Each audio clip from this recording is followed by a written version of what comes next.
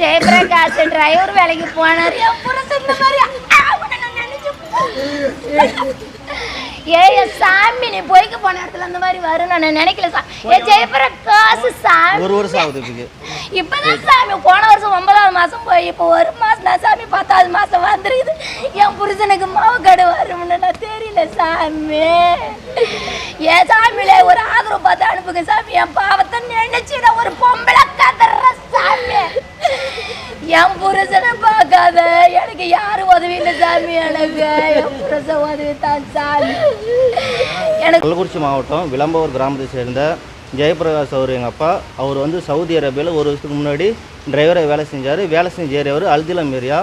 20ஆம் தேதி night accident ஆச்சுன்னு சொன்னாங்க. ஆனால் எங்களுக்கு இன்ஃபார்ம் பண்ணது என்னவோ 21ஆம் தேதி காலைல 9 மணிக்கு இன்ஃபார்ம் பண்ணாங்க.